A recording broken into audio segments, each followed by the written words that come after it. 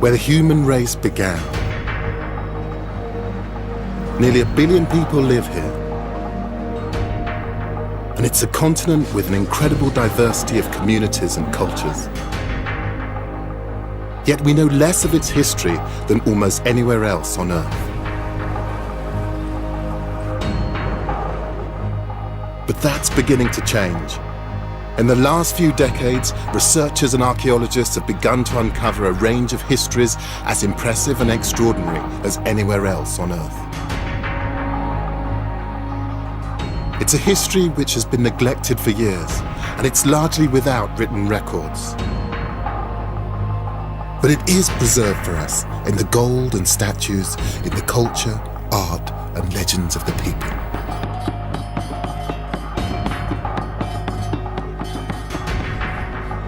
My name is Gus Casely Hayford. Over many years, I've studied the history and culture of Africa. As an art historian, I'm used to drawing stories from mute objects from the past. I'm going to discover the history and find out what really happened to the lost kingdoms of Africa.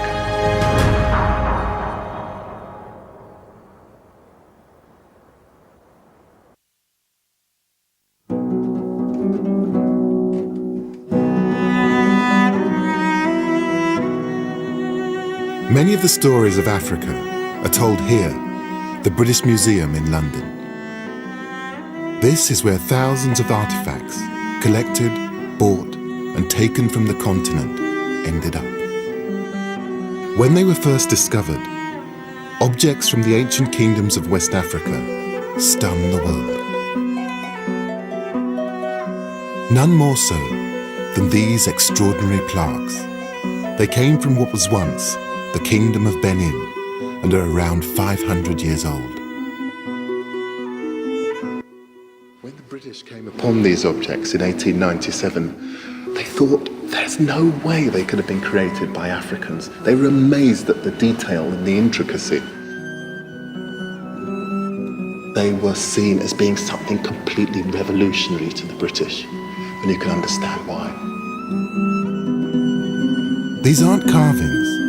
They're 16th century casts in copper-rich alloys of brass and bronze. Over 900 plaques are thought to have been made. To produce each one, the artist would need to know how to make and fire a clay mold, and how to melt the metals to pour into it. It's an incredibly difficult skill to master. The combination of relatively sophisticated science and artistic accomplishment baffled most European 19th century observers. They couldn't believe that so-called primitives had been capable of producing work of the same standard as their European contemporaries. These amazing objects just didn't match the Europeans' view of West Africans. The questions were, where did they get the technology to develop this amazing bronze work? And where did they find the materials? But the clues to how such artifacts were manufactured are there for the finding. And I think they will reveal much about the West African kingdoms that created them. I want to know why they were made, what they mean, and what that tells us about the time and place they were produced. And there are some symbols that seem to reoccur. The leopard, the snake, the crocodile, so obviously they were very important. I want to find out what they mean and why they were so important to these people. These recurring images remind me of the symbolic motifs in Renaissance art. I think they carry hidden layers of meaning beyond the understanding of the imperialistic Brits. So what do the bronzes tell us about the Kingdom of Benin and its power and its culture? And what does the technology required to make them tell us about pre-colonial West Africa?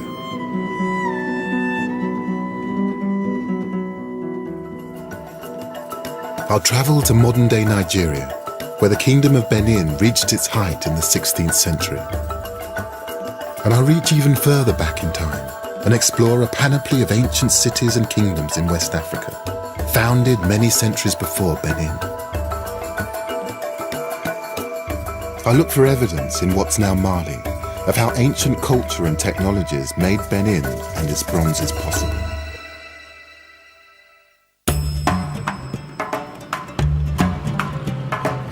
The centre of power of the Kingdom of Benin was Benin City. Today it's one of Nigeria's thriving cities, home to over 1 million Africans.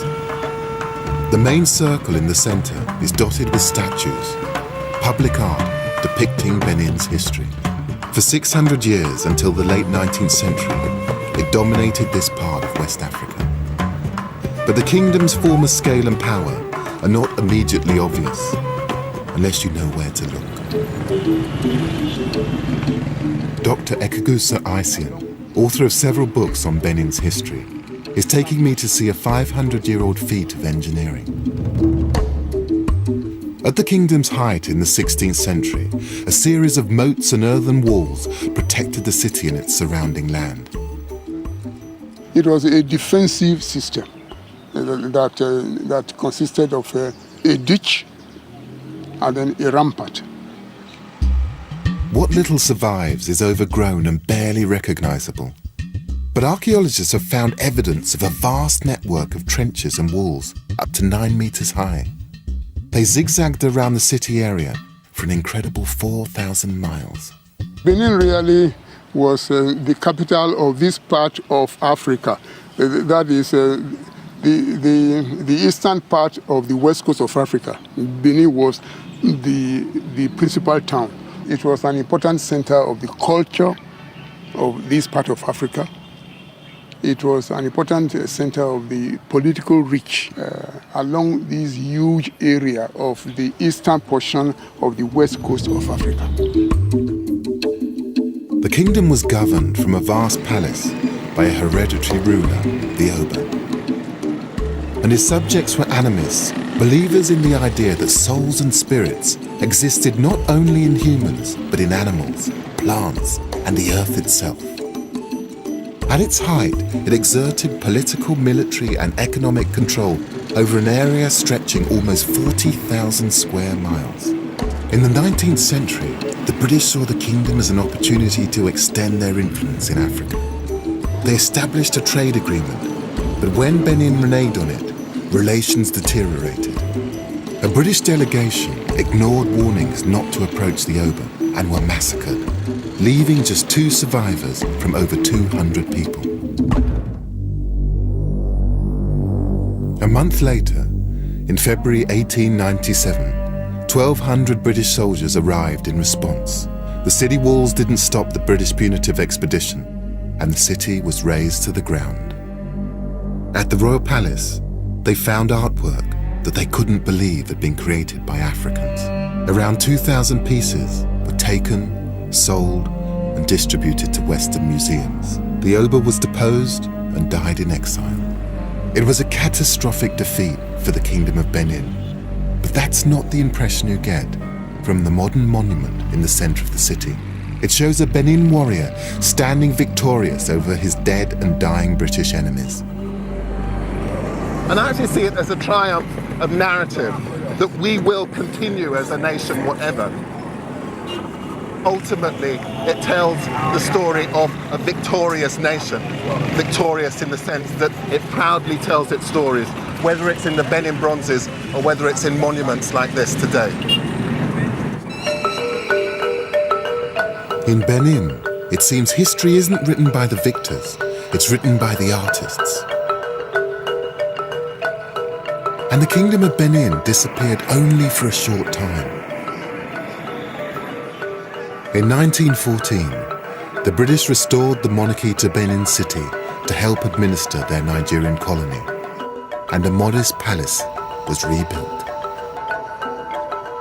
The traditions of the kingdom that have survived are maintained from an enclave in the city centre.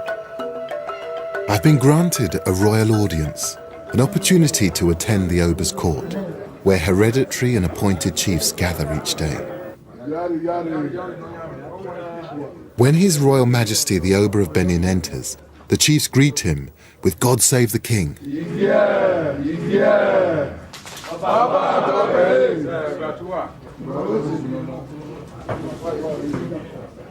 This is more than a symbolic institution. The Oba and his chiefs rule on issues brought to them by ordinary people. Their judgment carries authority here, and the kingdom exists in parallel with the Nigerian state. With a leopard at the Oba's feet and standard bearers at his side, it's like one of the Benin bronzes come to life.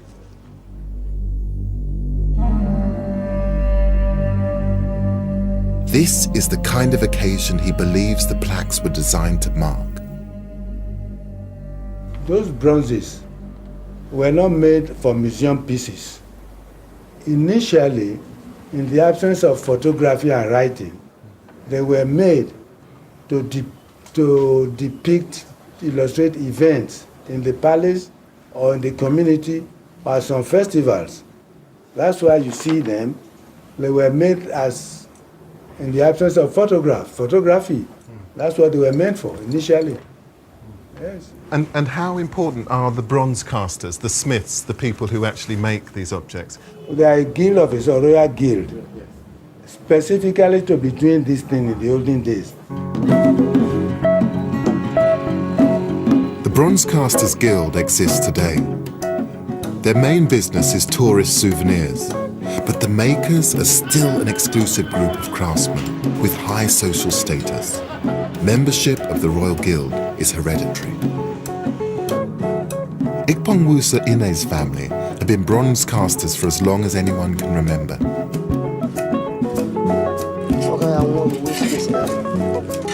And the skills that created the 16th century bronzes are still evident today. It's liquid, it's now liquid now. You can see the flame. Is that Inside. The process begins with a simple clay shape to act as a core. So then you cover the core with Then wax? With wax. Then you start your details. The mouth, the nose, the eye. And then you cover it With the mud. with the mud? This is the soft mud which we use in covering them. So you cover the whole with the mud, soft mud, after the designing. The details in the wax will leave their impression on the clay mud. When the object is heated, the clay will harden and the wax will melt and drain out. Molten metal will fill the space left by the wax. Inside the fire is like this pot. And with this scrap metal, Yes. you load this pot. In the 16th century, the craftsmen melted down copper bracelets brought by Portuguese traders to create brass and bronze. Nowadays, any metal seems to do. So you can put something like a car aerial Yes, or yes. It's scrap metal. yeah. Then you put them in here. Then I put it inside the fire here. In the furnace, the assortment of metal melts at around 1,000 degrees Celsius. So you don't waste anything. Ikpong Musa has some molds that have been fired, and the melted wax has been drained away. Now the molten metal can be poured in.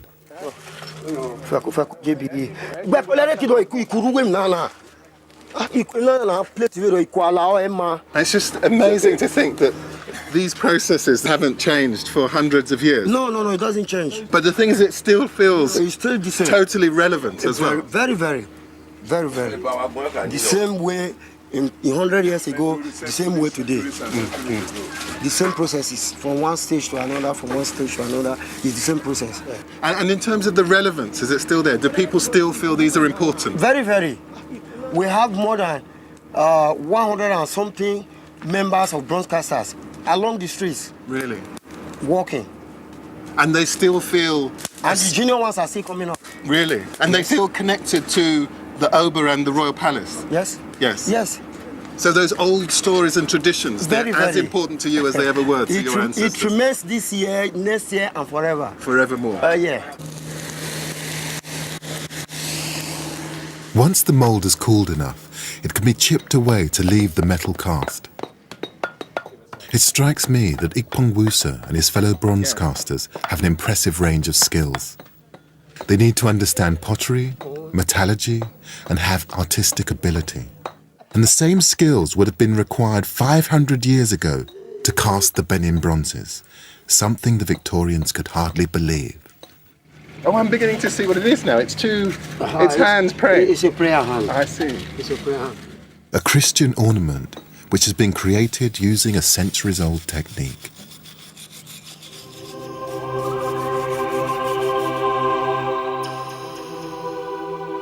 For me, these objects don't reach the standards of the 16th century bronzes. But these are for the tourist rather than for the royal palace. Reminders of the quality craftsmanship once commissioned by the king now lie in Benin's City Museum. These are, sadly, mostly replicas of bronzes that were taken from here in 1897. But even so, I'm struck once again by the intricacy of these objects. It's always the detail that shocks me when I look at these Benin plaques. I mean, the whole thing is very much like a historical document as much as a piece of art. I mean, this is depicting very particular people, and you can imagine them in all of their finery because you can see it actually depicted here, the detail of the textiles, the layered textiles that they're wearing. Many bronzes depict 16th century obas, and they're records of specific events, such as military victories which expanded the kingdom. This, for me, will be Oba Essegie returning from fighting the Agala triumphant with his retinue. Oba Essegie bolstered the kingdom with the help of the Portuguese, who provided weapons and mercenaries for battles. Many of the plaques were made during his reign. The Portuguese also brought the metal, which enabled the bronze casters to immortalize his exploits. But this craft predates the arrival of the Portuguese, so there must have been another source of copper for the bronzesmiths. And while the bronzes were records of the kingdom's histories, I think they were also more than that. I want to find the origin and meaning of the symbols depicted in them, like this magnificent leopard and the snake which appears on the roof of the Oba's palace. I also want to find out how the culture and technology spread. The answer may lie in West Africa's dynamic and lost civilizations. For 1,000 years before the rise of Benin, West Africa had seen several overlapping kingdoms rise and fall. They had no fixed boundaries or singular ethnic identity. They were held together by the trade routes they sought to control. The 14th century saw one kingdom in particular flourish, the Empire of Mali and its city, Timbuktu. I'm going there to see whether there's any evidence that points to the development of Benin craftsmanship 500 years ago. In the 1300s, Mali was the most powerful kingdom in West Africa. Its emperor, Mansa Musa, was at one time thought to be the richest man in the world, famed for his vast gold reserves and for sending envoys to European courts.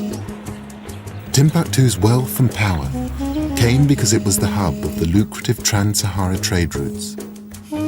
Arab merchants brought goods such as salt, textiles and new metals into West Africa from across the desert.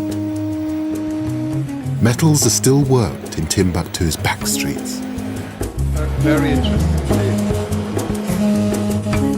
I'm told that in the 14th century the camel trains brought refined copper from North Africa, which made its way south towards Benin.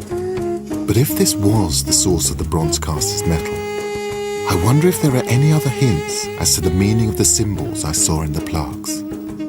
The Arabs didn't just bring goods to this part of Africa, they also brought Islam. It's certainly very different from Benin. I brought a local historian some images of the bronzes. I have here some images of Benin plaques which are actually in the British Museum. And I'm just wondering if looking at these images, if they played any part in the history or the mythologies of Timbuktu. Vers le nord, c'est très difficile de trouver les bronzes et autres.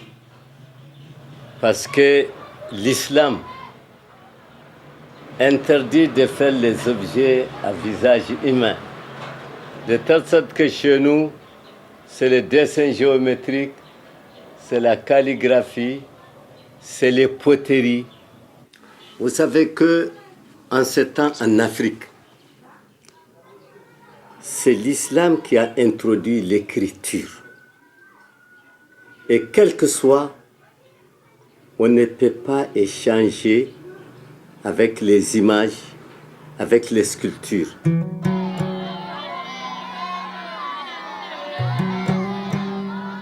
Timbuktu's storytelling is owned by teachers and scholars from the libraries and the ancient university, not by guilds of craftsmen. Timbuktu may have been the source of copper for the bronze work further south, but not the imagery, the techniques, or symbolism I've seen. But further south is another important ancient city of West Africa. 220 miles from Timbuktu is the city of Djenné. Perhaps I can find clues there as to how the culture and craftsmanship of Benin may have developed. It lies on a natural thoroughfare, the inland delta of the River Niger. Djenné was established here around 800 AD, 3 centuries before Timbuktu, and 800 years before the Benin bronzes were cast. This is Djenné. It's one of the great markets of West Africa. And when the market's on, the town here swells to more than 3 times its usual size. This is one of the great spectacles of West Africa. I've arranged to meet a local historian and guide, Amadou Cissé. Hello, Good to meet you. Nice to meet you. Thank Welcome to Djenné. Djenné was flourishing by the 13th century, and there's been a thriving market here ever since, overlooked by the great mosque that dominates the city. But it isn't just a local market. Djenné has long been connected with far-flung destinations, and the proof is on the market stalls themselves. These are beautiful beads. Those are the old beads. These are old. Because I know that there are beads that have been found here that Yes. are more than 2,000 years old. Of course. That may have come from India or China. Of course. So they found one bead, another, and they put it together and make them necklace. At its peak, it was without doubt one of the great markets of West Africa. I mean, the trade from here supported the development not just of the mosque, but of a huge infrastructure across the area. And it drew people from miles around. Its strategic position as a trading crossroads meant Djenné was contested and conquered by several kingdoms throughout its long history. Yet Djenné has managed to hold on to particularly local traditions. These mud buildings are unlike anything else in West Africa. I mean, this is a beautiful house. The architecture of Djenné Yeah. is unique in the world. Amadou says that each architectural feature has meaning. The vertical columns indicate that the owner had 2 wives. There's one pillar at the top for each of his 5 children. This symbolism has more in common with the craftsmanship of Benin, nearly 900 miles away, than to the writing traditions of Timbuktu to the north. So that was in between the 12th to the 13th century. People are doing a building house on that type of architecture. Yeah. Islam forbids representative images, but could this architecture be an outlet for artists here? Every house tells a visual story. It's a mud building. We have to rebuild our house every year. When there is, for example, because it's a mud building, in the rain season we lose a part of the wall. When there is some a new birth in our family or somebody died, we change the whole architecture every year. And so that must mean that there is a whole tradition of masons and of people who preserve and conserve these buildings. Yes, yes. Djenné's masons are all from a hereditary guild, just like the bronze casters of Benin. And with their special skills, the masons maintain their old traditions, as well as the ancient beliefs and symbolic codes. Amadou's mason friend, Tamusa, makes special bricks, mixing mud with rice, charcoal, and other material. In so doing, he infuses them with magical animist powers to protect and bring luck to the homeowners. Every buildings of Djenné, they always start with this With technique. this. So then you have a special bricks, 5 special bricks made with, against those cereals, mixed on the mud. Oh, I see. Okay, who are going one on that corner, one to another corner of the house. So the 4 corners of the house have to get those special bricks. So one in the middle, on the center of the house. Then you build the house.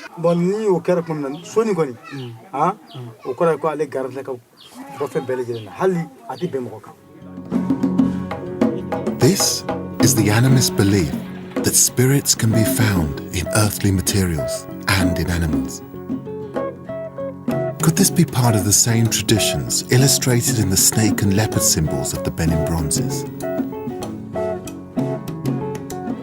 Djenné was not the first city to be established on the inland delta. Less than 2 miles away lie the remains of the oldest known city in sub-Saharan Africa, Djenné Djeno. There, archaeologists have found evidence that animist beliefs go back even further in time. Amadou and I are going to explore it with the help of a government archaeologist who helps preserve the World Heritage Site. But I would like to introduce him. Yes. He's Mr. Samake. Mr. Samake. Samake. Yeah. Nice to meet you. So he's going to tell us about Djenné Djeno. Yes, of course. He's an expert. Really? Yes. Wonderful.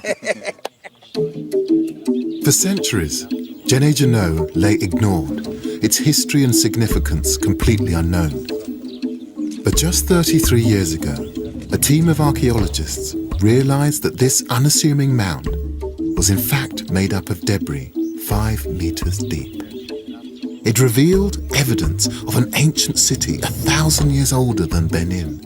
Djenné Djeno was first settled around 200 BC and was inhabited until the 14th century. It's thought that the arrival of Islam may have contributed to the demise of the animist settlement. Here, as an animist place, there was no room for the Islam, the people, to pray because the Islam recommend to pray by group. So there wasn't a room for all the religious to pray. So then the king decided to build in the 12th century the first mosque. He made his biggest. People are curious to see that's big building, that's big mosque. And so then since this guy decided to build this mosque, so then start the decline of Djenné Djeno. But the fact that animist beliefs were practiced in such an ancient city is important.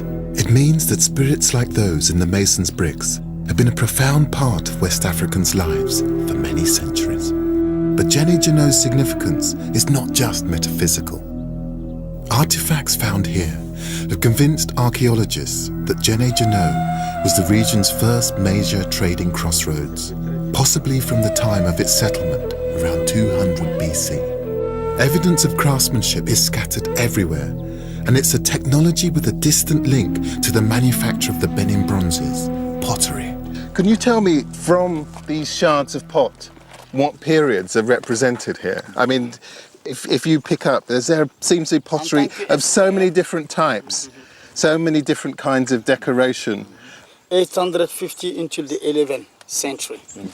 From the 850 until the 11th century, people had used this technique. À partir de 1100, on est jusqu'à l'abandon de Djenné Djeno, 14e siècle. Voilà, jusqu'au 14e. So when this city was being abandoned, these were the kinds of pots that they were making? Yes, in the 14th century, it was completely abandoned. So this is Djenné Djeno at its height, when people are demanding, I imagine, sophisticated pottery. Exactly. They're probably trading with people from right across the region. And obviously then the pottery reflects all of that economic might. Djenné Djeno wasn't just making pottery required for the casting technology of Benin. Oh, this is metal. Piece of metal, yeah. So that is from the 800 after Jesus Christ. That's iron. Iron, yeah. Smelted iron. The excavations have revealed evidence of blacksmithing here. The iron industry of Djenné Djeno is one of the earliest known in sub-Saharan Africa. And the continuity of remains makes archaeologists believe that there was a guild system here, just like the masons of Djenné and the bronze casters of Benin. This early evidence of metalworking and a guild system means that the craftsmanship seen in the Benin bronzes developed in West Africa over many centuries. But there are no iron ore mines near Djenné Djeno, and whilst there were animist practices here, I still haven't found evidence of the symbolism seen in the Benin craftsmanship. But 70 miles away is a living example of an animist community. I'm traveling to Dogon country to see how and why their culture and traditions endure, and whether there's a link to the Benin bronzes. The Dogon live in a succession of small villages, clinging to the lower reaches of the Bandiagara escarpment. It's a spectacular 150-mile-long sandstone ridge that rises above the savannah.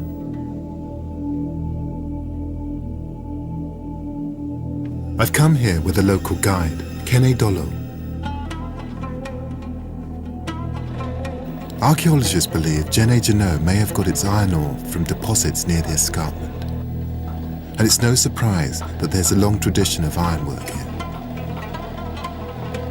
In fact, archaeologists have dated iron smelting in West Africa to around 500 BC. And like the Benin craftsmen and the Djenne masons, blacksmiths have a special place in Dogon society. In this village, we have only one family blacksmith. Family? Only one family. And that is because they're a very important caste family. Right. This is passed down from father to son, is Yes. it, these traditions? Yes. And is this the father over here? Yes, it is his father. So they would know about the history of these guys, that they bring them to life. Right. You take these ingredients, the ore which is from the earth, you take the coal which is from the earth, you take the air, the transforming of these raw materials. Yes. Just into something which is useful. Filling them with a kind of spirit. Yes, the blacksmiths have a lot of secret in their life. You have important magic. The blacksmiths don't just magically transform iron ore into metal. They also work in wood, carving masks and figures. They've been essential in keeping Dogon traditions alive since at least the 13th century. Some of the blacksmith's handiwork is appearing this evening in a ritual called Dharma, part of a funeral ceremony.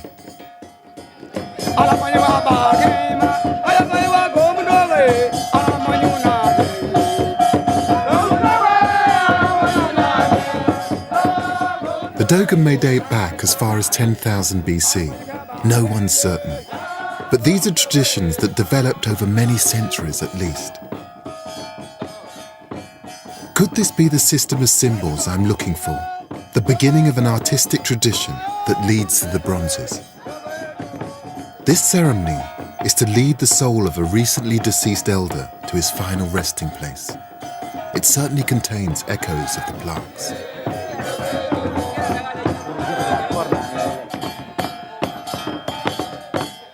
This is the spirit mask. The spirit. This color, it is the dead color. Yes. If somebody is dead, we put on this color of clothes. Yes, indigo.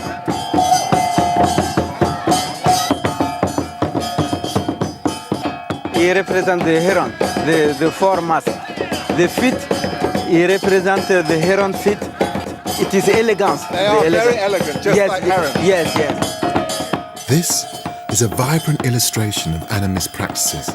In wearing the masks and costumes, the Dogon take on the character of the spirit they believe each animal possesses. Dogon tradition says that they migrated to the escarpment centuries ago from the Mandim Mountains, 400 miles away, because of the spread of Islam. They sought somewhere they felt secure to continue their animist traditions without the fear of being converted. These are snakes. Yes, it is snake, the two masks. Yes.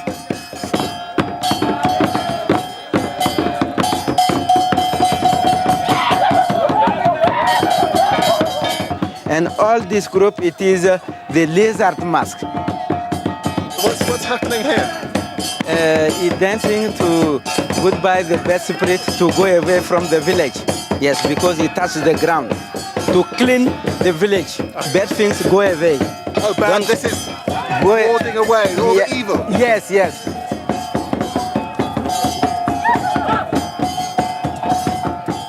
For centuries, Dogon culture has withstood pressures from conquerors, empire builders, and missionaries.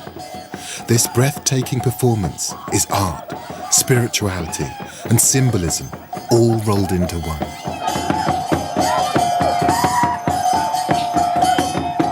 And I've seen dancing all over Africa, but that was absolutely the most spectacular that I've ever seen.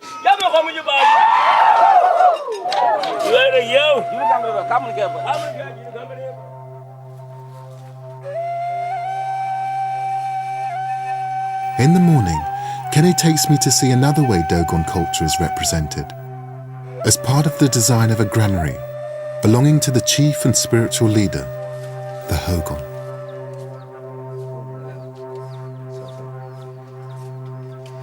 Oh, look at that. This is the granary door. I see. The door for the granary. You see? This is the Ogon. Yes, it is the older person in the village. And all this group of masks represent the Kanaga mask. Oh, the mask with the lizard on the top. Yes, yes. And these are the lizards. It is a lizard. They're being danced by these men Yes, down here. yes. And this is the head of the lizard. And this direction represents the sky. The door isn't just about spiritual belief. It also commemorates the trek undertaken by the Dogon people from their original homeland around the 13th century. This is the 8th family Dogon come from Manding to here. So these are the original people who Yes. migrated all the way from the Manding Yes, down yes. into the Dogon. He lands. walked to Manding Yes. by feet to be there. So this is a piece of history. This is history. Yes, yes. This is In wood. Yes, in wood, and it is the acacia wood. We take some piece to make a door with a Dogon history to give the old information to the young generation. young people. Yes, to didn't lose our culture. Here, 800 miles from Benin, is a living example of the same kind of history and storytelling as we find in the bronzes. The techniques may be simpler, but the purpose seems strikingly similar. The determination to record cultural heritage is common to the Dogon, the Benin craftsmen, the Jenne masons, and the guilds of blacksmiths in West Africa. The need to maintain their identity was vital when kingdoms, new religions, and centers of power were fluctuating over the centuries. But I want to know whether the animist symbols the people use here shed light on those used in the Kingdom of Benin. I've made an appointment to see some elders in a neighboring Dogon village, a mile along the Bandiagara escarpment. I brought my sketches of the symbols used in the Benin bronzes to show the elders. We're meeting in the Tokuna, a men-only gathering place in the center of the village. Do you have any traditions with leopards? Leopards. Leopards.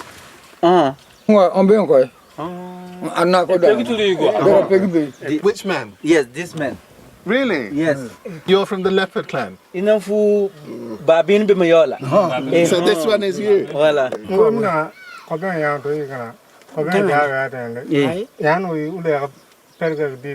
Yeru.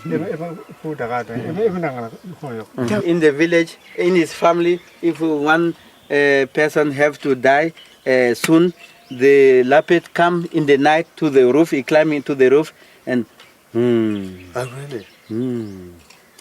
And you know, bad news is coming in the family. Something bad's going to happen. Someone's going to die. To the Dogon, the figure of the leopard certainly has meaning and symbolism beyond the physical. I wonder if the same is true of the snake. In Benin, Yes. this design of snake Yes. originally was found on the roof of the royal palace. These are snakes around a woman's face.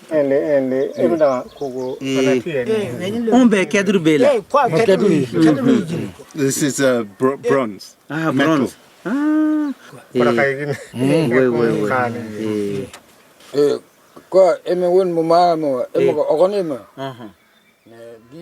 Here, the snake protects the village leader. It seems to have a protective function in Benin too. 500 years and 800 miles away from the Benin bronzes, The Dogon people attach meaning to the snake and the leopard that chime with those on the plaques. And there's also evidence of indigenous development of metalworking skills throughout the region. But the bronze casters of Benin needed to know about more than metallurgy. To create a cast, they first had to make a mold. That required the knowledge to manipulate clay.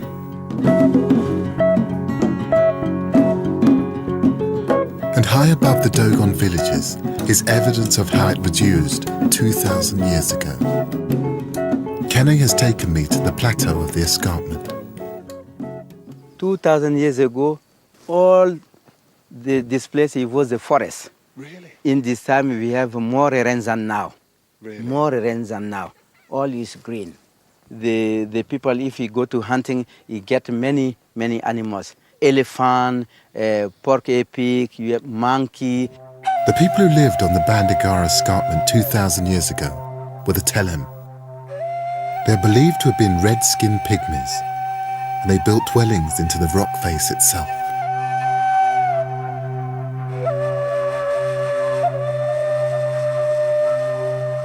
A belief endures that the Telem had the power of flight, and I'm beginning to understand why.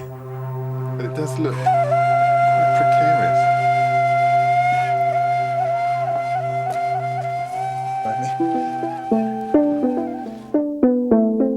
Nestled under the cliffs are one of the wonders of West Africa. Kenny, this is amazing. What are these buildings? This is the Telem building. Yes. The Telem live here 2,000 years ago. Here it is the Telem granary. The granaries were built using rich mud from termite mounds. This material and the natural shelter provided by the cliffs means they're extremely well preserved. In some of building, you put the fruit from the tree. Yes. Because we have the forest close to them, and you take a lot of fruit. You eat some, and the rest you keep inside. So this would be a way of storing food, grain, so that in a difficult year, Right. you would be okay. Yes. It's not just about kind of survival. This is about flourishing. Yes. These structures are not just beautifully built, they've been decorated too. And the outer surface of these granary stores are just covered in these finger marks. It's just wonderful to be able to actually place your fingers in the marks made by someone possibly 2,000 years ago. It suggests that the people who lived here could think about more than simple basic needs. This is a kind of renaissance, a moment when things changed. With the development of these granary stores, the Telem no longer just had to be hunters and gatherers. They bought themselves the time to create art. Archaeologists have found carved headrests, jewellery, and even metalwork here. The Telem vanished from this area centuries ago. No one knows why. But the fact that jewellery and decoration appeared here 2,000 years ago is significant. It shows that there was indigenous development of an artistic culture in West Africa many generations before the bronze casts of Benin were made.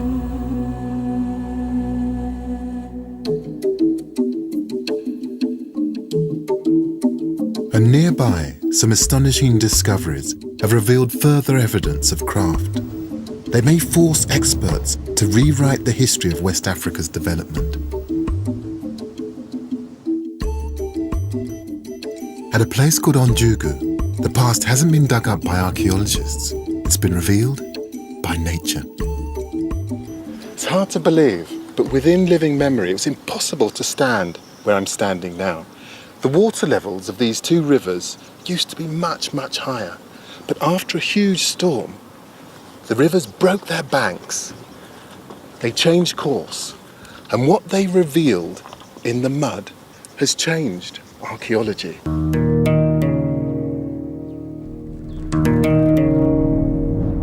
The river erosion created an archaeologist's dream, a cross-section of history in layers of sediment. In 2002, an international team began finding evidence of prehistoric human activity. Adamo Dembele is from Mali's Cultural Mission, which works to preserve the country's archaeological heritage. Nous sommes sur un des sites où l'équipe a eu à travailler avec une grande équipe. On a commencé de là-haut jusqu'en bas pour faire un décapage. Au cours de ça, nous avons fait la découverte et la lecture des différentes couches qui ont été déposées. Effectivement, nous avons trouvé des tessons de céramique. Et effectivement, il y a toujours une différence des périodes, des époques qui mettent la différence entre les céramiques trouvées. The archaeologists carbon dated the pottery fragments to 11,400 years ago. People were using pottery here 8,000 years before it appeared in Britain. The fragments are 2,000 years older than any other pottery found in Africa. They're the same age as the oldest known pottery in the world. That fairly modest piece of ceramic tells a revolutionary story. I mean, this is a material that must have transformed the lives of the people here. It allowed people to transport things, to store things. I mean, this really is revolutionary. The discovery of such ancient pottery here means that West Africa was way ahead of its time. When West Africans began developing the skills that would eventually create some of the most exquisite art in the world, Europe was just emerging from the last ice age. The British recognised the extraordinary quality of the Benin bronzes when they took them in 1897, but they thought that Africans were incapable of creating them. It's only recently that the full and extraordinary history of West African craftsmanship has begun to emerge. Now we can see how the bronzes give us an insight not just into the Kingdom of Benin, but into a wider history. With fluctuating centres of power, cultural identity in West Africa was more important than a sense of nationhood. The bronzes show us the power of the Oba and the spirits that protected him and his people. And they're the culmination of important indigenous developments over thousands of years throughout this part of the continent. The kingdoms of West Africa share many important aspects: pottery, ironwork, but also a history of telling their story through art. These things were, and always will be, truly African.